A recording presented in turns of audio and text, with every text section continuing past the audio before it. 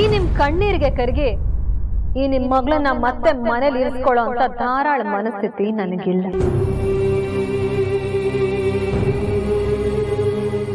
ಇನ್ನು ಮುಂದೆ ನಿಮಗೆ ನಿಮ್ ಮಗಳಿಗೆ ಈ ದೊಡ್ಡ ಮನೆ ಬಾಗ್ಲು ಶಾಶ್ವತವಾಗಿ ಮುಚ್ಚಿತು.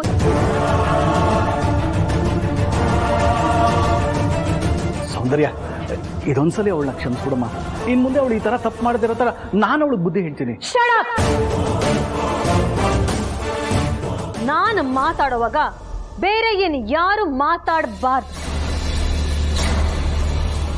ಇದು ನನ್ನ ಅವಳ ಮಧ್ಯ ನಡೀತಿರೋ ಯುದ್ಧ.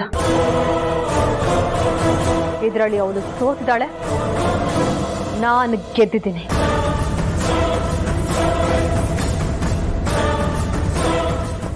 ಅಮ್ಮ ಅವ್ರ ಕಾಲ ಬಿದ್ದ ಕ್ಷಮೆ ಕೇಳಮ್ಮ. ಅಂತ ಹೇಳಮ್ಮ ಪ್ಲೀಸ್ ಕಣ. ಅಮ್ಮ ಹೇಳುದು ಕೇಳುದು ಎಲ್ಲ ಆಯ್ತು. ಅಯ್ಯೋ ಅದೆಲ್ಲ ಬಿಡಕ್ಕಮ್ಮ, ಇವಾಗ ಹೋಗಿ ಕೇಳು, ನಮ್ಮ ಮುಂದೆ ಕೇಳಮ್ಮ. ಪ್ರಯೋಜನ ಇಲ್ಲ ಅಮ್ಮ.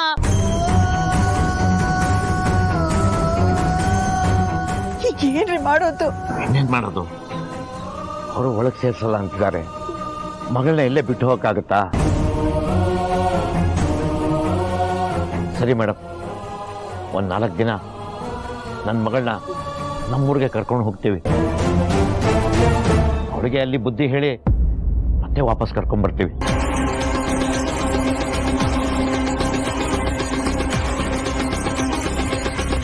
ಗೊತ್ತಲ್ಲ, ಬ್ಯಾಗ್ ತಗೋ, ನಡಿ ಮಗ. ನಿಂತ್ಕೊಳ್ಳಿ.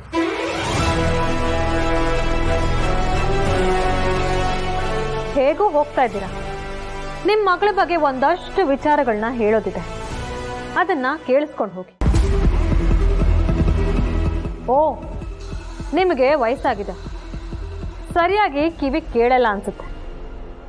ಮುಂದೆ ಬನ್ನಿ.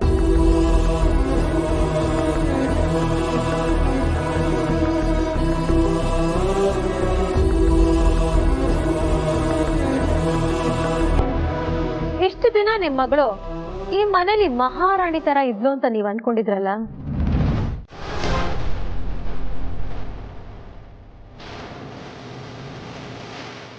ಅವಳು ಈ ಮನೇಲಿ ಇದ್ದಿದ್ದು ಈ ಮನೆ ಸೊಸೆಯಾಗಲ್ಲ, ಈ ಮನೆ ಕೆಲಸದವಳ.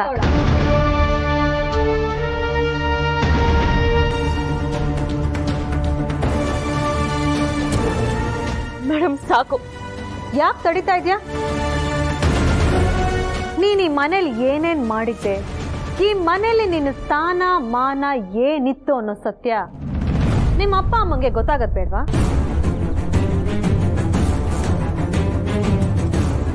ನೋಡಿ ಇವ್ರೆ, ಈ ಮನೇಲಿ ಒಂದಿಬ್ರು ಬಿಟ್ರೆ ಇವಳಿಗಿನ್ ಯಾರು ಬೆಲೆ ಕೊಡ್ತಿರ್ಲಿಲ್ಲ.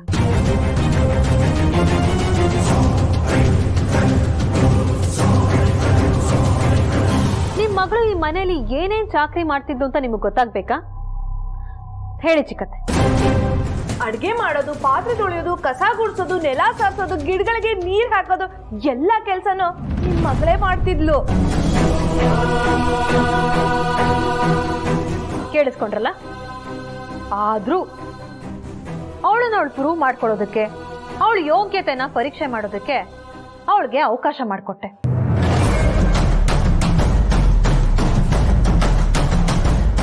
ನಾನ್ ಮಾಡ್ಬೇಕಾಗಿದ್ದ ಕೆಲವು ಜವಾಬ್ದಾರಿನ ಅವಳಿಗೆ ಬಯಸ್ತೆ, ಅದ್ರಲ್ಲೂ ಫೇಲ್.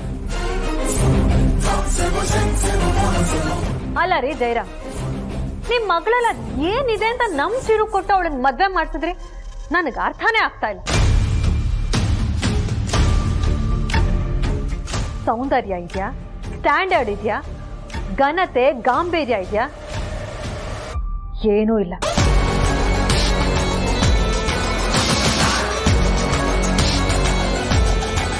ಅದೆಲ್ಲ ಬಿಡಿ, ಕಡೆ ಪಕ್ಷ ಇವಳಿಗೆ ಡ್ರೆಸ್ಸಿಂಗ್ ಸೆನ್ಸ್ ಆದ್ರೂ ಇದೆಯಾ? ಅದ್ಯಾವುದೋ ಹಳೆ ಲಂಗ ದಾವಣಿ ಹಾಕೊಂಡು ಅಲ್ದಾಡ್ತಿರ್ತಾಳೆ. ಮೇಡಮ್, ನಿಮ್ಮ ಪ್ರಕಾರ ನಮ್ಮ ಮಗಳಲ್ಲಿ ಏನಾದರೂ ನ್ಯೂನ್ಯತೆಗಳಿದ್ರೆ ಅದನ್ನ ನಾವಿಬ್ರು ಸೇರಿ ಸರಿ ಮಾಡ್ತೀವಿ. ಮನೆ ಬಿಟ್ಟು ಕಳಿಸುವಾಗ ಈ ಥರ ಮಾತಾಡ್ತಿದ್ರಲ್ಲ ಮೇಡಮ್, ಮರ್ಯಾದಿನ ನಿಮ್ಮಂಥ ಮಾನ ಮರ್ಯಾದೆ ಇಲ್ಲದೆ ಇರೋ ಫ್ಯಾಮಿಲಿಗೆ ನಮ್ಮಂಥ ದೊಡ್ಡ ಫ್ಯಾಮಿಲಿಯವರು ಮರ್ಯಾದೆ ಕೊಡ್ಬೇಕಾ?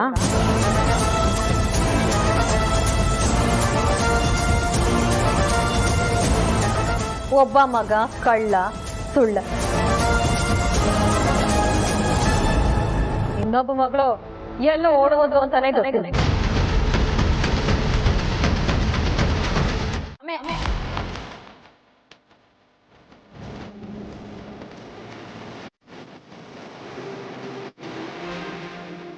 ಅತ್ತಿ ಯುದ್ಧ ಇವಾಗ ಶುರು. ನೋಡೇ ಬಿಡೋಣ, ಇದ್ರಲ್ಲಿ ನಾನ್ ಗೆಲ್ತೀನ ನೀವ್ ಗೆಲ್ತೀರಾ ಅಂತ.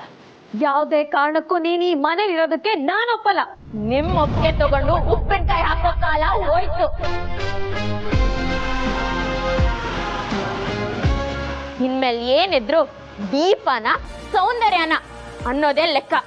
ಬಾಯ್ ಬಂದ್ ಹಾಗೆ ಮಾತಾಡ್ತಿದ್ಯಾ? ಅಷ್ಟಕ್ಕೂ ನಿನ್ನ ಇಲ್ಲಿರೋಕೆ ಯಾರೇ ಬಿಡ್ತಾರೆ? ಕಾನೂನಿನ ಪ್ರಕಾರ 100 ಜನನ ಮುಂದೆ ತಾಳಿ ಕಟ್ಟಿರೋ ಗಂಡನ ಮನೆಯಲ್ಲಿರೋ ಅಧಿಕಾರ, ಅರ್ಹತೆ ಎರಡು ನನ್ಗಿದೆ.